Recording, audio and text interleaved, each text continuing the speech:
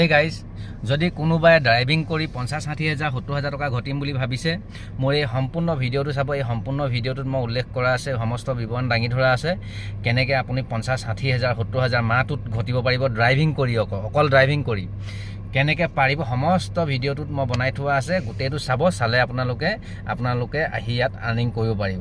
ঠিক আছে, সমস্ত ভিডিঅ'টো চাওক।